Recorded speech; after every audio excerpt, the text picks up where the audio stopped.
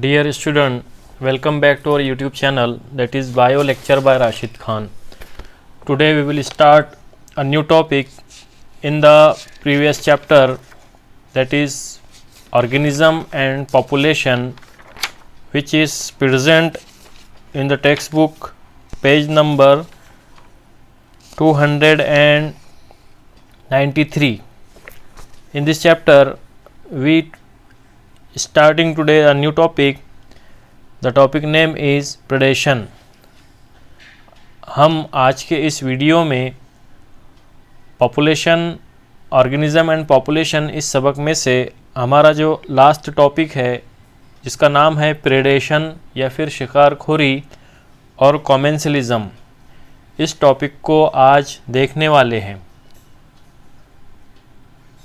तो ये टॉपिक शुरू करने से पहले हम इसके पहले जितने भी वीडियो हमने इस सबक के ताल्लुक़ से अपलोड किए हैं आपको वो देखना ज़रूरी है। तो मैं ये रिक्वेस्ट करूँगा कि जिन लोगों ने अभी तक इस चैनल को सब्सक्राइब नहीं किए तो इस चैनल को सब्सक्राइब कीजिए और इस सबक के जितने प्रीवियस वीडियो है, जैसे मिसाल के तौर पर पैरासिटिज़म है, म्यूचुअलिज़म है, ग्रोथ मॉडल है, ये तमाम वीडियो को आप देखेंगे तो आपको प्रेडेशन एंड कॉमेंसलिज्म इस टॉपिक का जो है तो इंटरलिंक ये समझ में आएगा। तो आइए शुरू करते हैं प्रेडेशन। प्रेडेशन को उर्दू में शिकारखोरी भी कहते हैं। तो यहाँ पे आपको स्लाइड में दिखाई दे रहा होगा कि जो पेज नंबर 304 के ऊपर जो पैराग्राफ है, प्रेडेशन ये डिस्क्रिप्टिव मोड में है टेक्स्ट बुक में, मैं उसका खुलासा आपको बयान करूँगा। तो ये स्लाइड में आपको दिखाई दे रहा होगा कि पेज नंबर 304 के ऊपर प्रेडेशन साइड हेडिंग है, उसमें दिया हुआ है कि when we think of predator and prey, most probably it is the tiger and the deer that readily come to our mind, but a sparrow eating any seeds is no less a predator. मतलब हम जब शिकारी और शिकार के बारे में सोचते हैं तो शायद ये शेर और हिरन ही आसानी से हमारे समझ में आते हैं या हमारे जहन में आ जाते हैं, लेकिन किसी बीज को खाने वाली चिड़िया ये किसी शिकारी से कम नहीं होती। क्यों? Although grazers are animals eating plants classified as herbivores, they are not very different from predators. अगरचे चरने वाले जानवर जो सब्ज़गाह पे चढ़ते हैं, पौधों को खाते हैं और जिन्हें हम जो है तो सब्ज़ी खोर हैवानात के नाम से जानते हैं, उनको जो है तो दर्जबंद किया गया, क्लासीफाई किया गया। वो शिकारियों से बहुत मुख्तलिफ जो है तो होते हैं।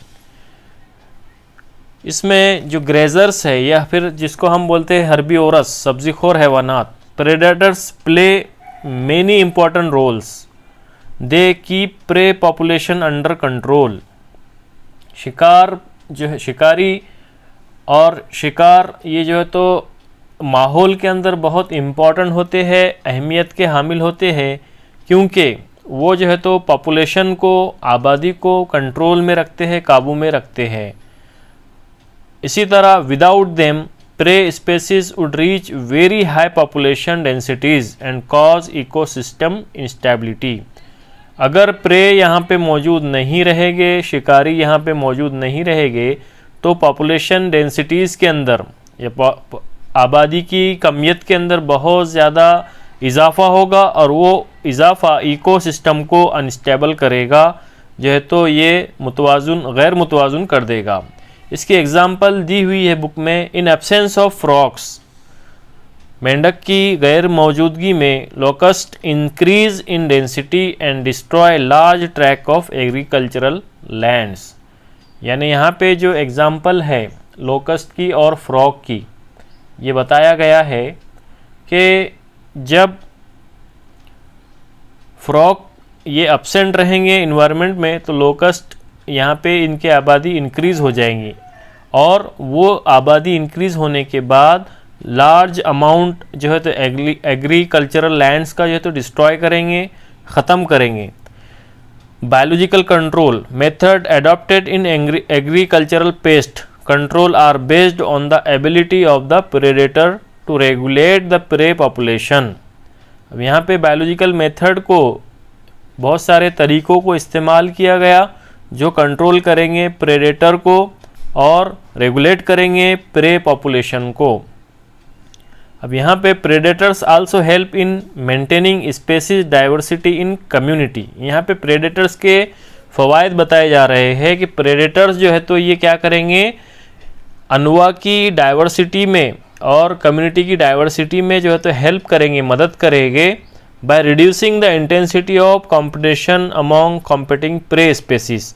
यानी इनके अंदर जो मौजूद कंपटीशन रहेगा प्रे स्पेसीज के अंदर या प्रे के अनवा के अंदर कंपटीशन को रिड्यूस करेंगे, कम करेंगे। When certain exotic species are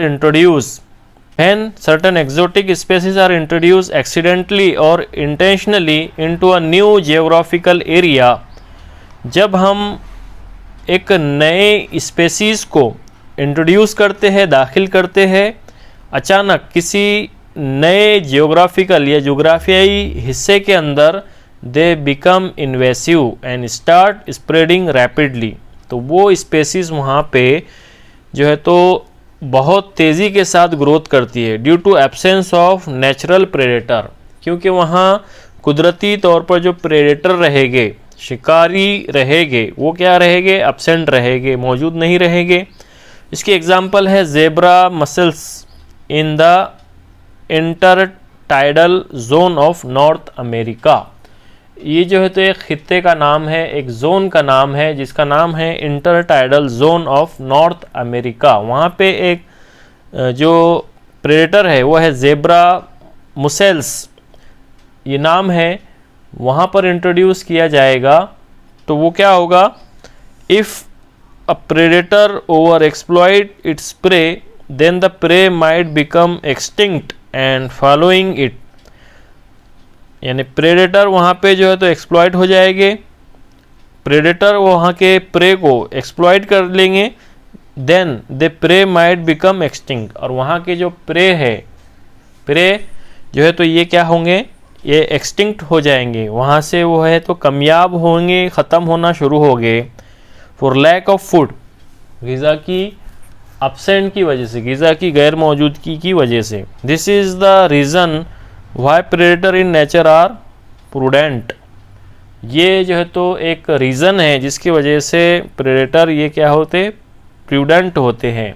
intertidal zone में जेब्रा मोसेल्स को अगर हम दाखिल करते हैं तो अगर कोई शिकारी अपने शिकार का इस्तेसाल करता है तो वो शिकार नापेद हो जाता है या फिर कामयाब हो जाता है या ख़त्म हो जाता है और उसके पीछे चल पड़ता है। शिकारी खाने की कमी की वजह से भी नापेद हो जाते हैं।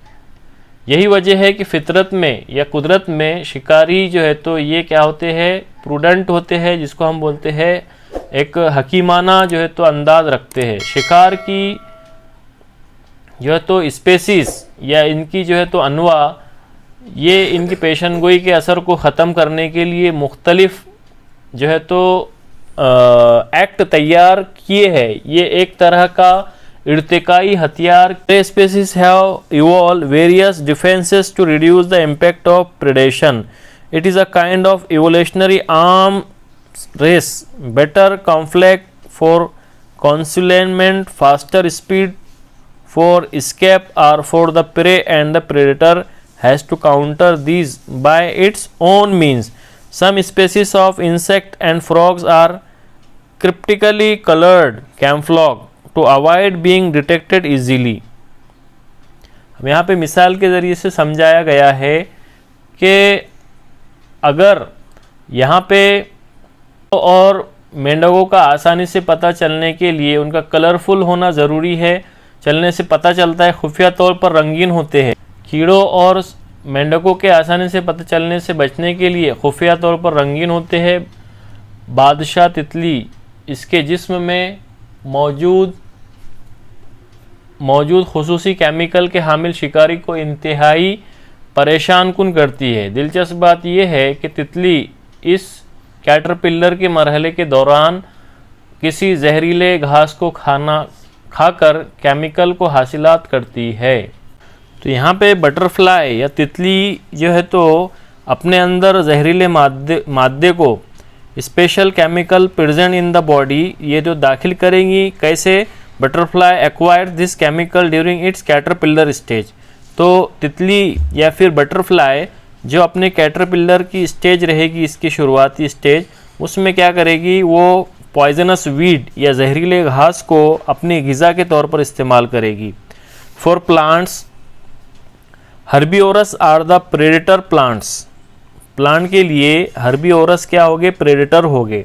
Therefore have evolved variety of morphological and chemical defences against herbivores. जो मॉर्फोलॉजिकल बैरूनी जो है तो स्ट्रक्चर और कीमियाई डिफेंसेस या कीमियाई मुदाफ़ियत के तौर पर ये हर्बिवोरस को इस्तेमाल करेंगे। थॉर्न्स जिसको हम बोलते हैं acacia cactus are the most common morphological mean of defence. एक एग्जाम्पल है जिसको हम बोलते हैं एकाशिया, और उसका जो है तो दूसरा प्लांट है cactus, are the most common morphological means of defence. इसकी जो हम मॉर्फोलॉजिकल बनावट देखेंगे तो ये एक डिफेंसिव स्ट्रक्चर, मॉर्फोलॉजिकल स्ट्रक्चर है इसका, एकाशिया का और कैक्टस का। Many plant produce and store chemicals that make the herbivore stick. अब बहुत से प्लांट अपने अंदर जो है तो केमिकल्स को प्रोड्यूस करेंगे, केमिकल्स को तैयार करेंगे जो हर्बिवोरस जो इंसेक्ट रहेंगे या दूसरे ऑर्गेनिज्म रहेंगे जो प्लांट को अपनी ग़िज़ा के तौर पर इस्तेमाल करेंगे, उनको डिफेंस करने के लिए, उनसे मुदाफ़ियत करने के लिए अपने अंदर जो है तो एक केमिकल को तैयार करेंगे और उस केमिकल के ज़रिए से ये इंसेक्ट उस प्लांट पे स्टिक हो जाएगी, चिपक जाएगी। When chemicals produce are eaten. इसी तरह नबातात में या प्लांट्स के अंदर जो केमिकल्स प्रोड्यूस होगा उसको अगर प्लांट के ज़रिए से कोई ऑर्गेनिज्म खाते हैं, दे इनहेबिट फीडिंग और digestion of predator and disturb reproduction और इवन किल इट। तो अगर खाते हैं तो उनका जो रिप्रोडक्टिव सिस्टम है ये क्या होगा? डैमेज हो जाएगा। इसी तरह उनकी जो है तो मौत वाक़ई हो सकती है। कैलोट्रोपिस, अगर हम बात करेंगे रुई की या फिर कैलोट्रोपिस प्रोसेरा जिसको हम बोलते हैं रुई का पौधा, ग्रोइंग रिप्रोडक्शन और even growing in abundance fields, produce highly poisonous cardiac glycosides, and that is why you never see any cattle or goats browsing on this plant, and a wide variety of chemical substance that we extract from plants on a commercial scale। यानी Calotropis के आसपास आपने कोई जानदार नहीं देखे होंगे कि उसको कोई जानदार या ऑर्गेनिज्म खाता हो, क्योंकि उसके अंदर एक तरह का केमिकल होता है और उस केमिकल को जो है तो हम जहरीला मादा कहते हैं जिसका नाम है cardiac glycosides, and that is why you never see any cattle. कोई भी जो है तो चौपाया उसके आसपास नहीं दिखाई देगा उसे खाते हुए। A wide variety of chemical substance that we extract from plants on a commercial scale, nicotine, caffeine, quinine, strychnine, opium etc, ये तमाम कीमियाई मुरक्कबात के नाम हैं जो प्लांट से हासिल किए जाते हैं कमर्शियल स्केल पर। Are secondary metabolite produce by them actually as defence against grazers and browsers. इसी तरह से सेकेंडरी मेटाबोलाइट तैयार किए जाते हैं जो इस्तेमाल में लाए जाते हैं defence against grazers and browsers. जो सब्ज़ार पे चरते हैं, खाते हैं, उसके अगेंस्ट में ये सेकेंडरी मेटाबोलाइट को इस्तेमाल किया जाता है। इस तरह ये जो टॉपिक है प्रेडेशन, ये तमाम का तमाम डिस्क्रिप्टिव मेथड है। इसमें हम सिर्फ प्रेडेशन किस तरह से एक्टिविटी होती है जानदारों के बीच में, प्लांट के और हर्बिवोरस एनिमल के बीच में, इस एक्टिविटी को हमको याद रखना है। इसके बाद जो है तो नेक्स्ट टॉपिक है कॉमेंसलिज्म। तो आइए शुरू करते हैं कॉमेंसलिज्म को। नेक्स्ट टॉपिक है हमारा commensalism in the interaction, population interaction. Population interaction के अंदर हमारा जो अगला टॉपिक है छोटा सा, वो है कॉमेंसलिज्म। कॉमेंसलिज्म कहते हैं ऐसा जानदारों का ऐसा इश्तिराक। कॉमेंसलिज्म की तारीफ हम इस तरह से बयान कर सकते हैं कि जानदारों का ऐसा इश्तिराक जिसमें किसी एक स्पेसीज या किसी एक जानदार को फ़ायदा पहुंचता है और दूसरी स्पेसीज या दूसरी अनवा को ना ही फ़ायदा पहुंचता है और ना ही नुकसान पहुंचता है, बल्कि वो जो है तो स्पेसीज न्यूट्रल रहती है। उसे हम कॉमेंसलिज्म कहते हैं। यानी कॉमेंसलिज्म के अंदर अगर कोई जानदारों का इश्तिराक किसी ज़रूरत के लिए या ग़िज़ा के लिए होता है तो उस इश्तिराक में एक अनवा जो है तो फ़ायदा उठाएगी और दूसरी अनवा न्यूट्रल रहेगी, ना उसे फ़ायदा पहुँचेगा और ना ही उसे नुकसान पहुँचेगा। तो आइए देखते हैं उसकी एग्जाम्पल किस तरह से है। तो यहाँ पे दिया हुआ है one species benefits another nor harm nor benefited.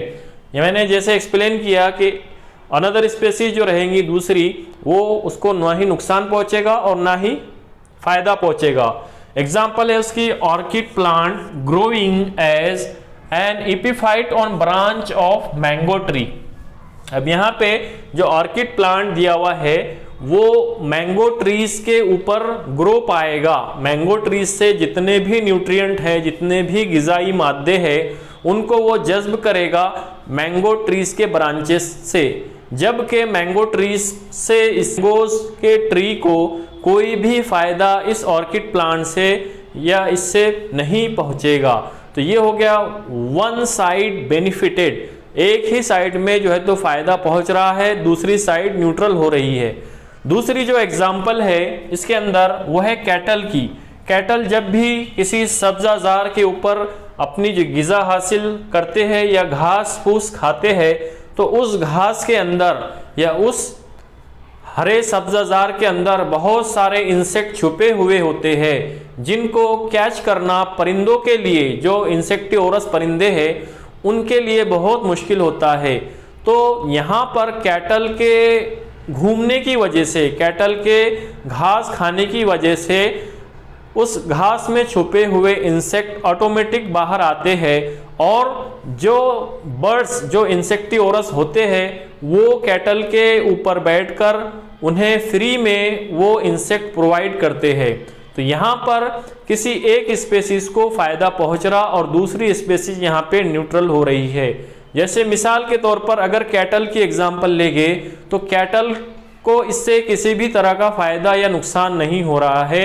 वो अपना काम कर रहे हैं, किसी भी ग्रास लैंड के ऊपर वो अपनी ग़िज़ा हासिल कर रहे हैं और उसके इस एक्टिविटी के ज़रिए से, इस हरकत की वजह से वहाँ के इंसेक्ट वो छुपे हुए निकल रहे हैं और बर्ड्स उससे फ़ायदा हासिल कर रहे हैं। तो ये हो गई दूसरी एग्जाम्पल कि cattle flush the insect in grassland and it catch by insectivorous birds. तो यहाँ पे कॉमेंसलिज्म में हमेशा इस बात को याद रखना चाहिए कि कोई एक स्पेसीज फ़ायदा उठाती है जबकि दूसरी स्पेसीज को ना ही नुकसान होता है ना ही फ़ायदा होता है। तो ये था कॉमेंसलिज्म। इसी तरह पेज नंबर 305 के ऊपर एक टेबल बना हुआ है जिसमें लिखा है डू यू नो, क्या आप जानते हैं। तो इस टेबल में जो डेट दी हुई है उसको आपको याद रखना है। जनरल नॉलेज बेस्ड क्वेश्चन पूछे जाते हैं एमसीक्यू में, इसी तरह नीट एग्ज़ाम में।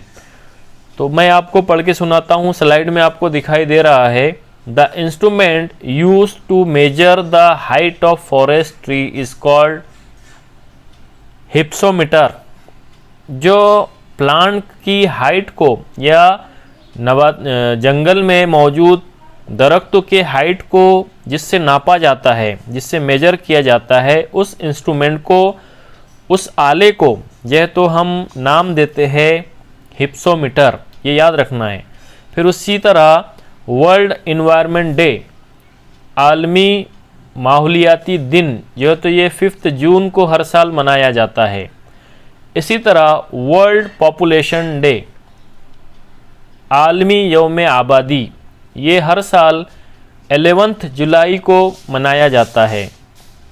ठीक इसी तरह वर्ल्ड अर्थ डे, आलमी जो है तो अर्जियाती दिन या ज़मीन का दिन जो है तो ये 22 अप्रैल को मनाया जाता है हर साल।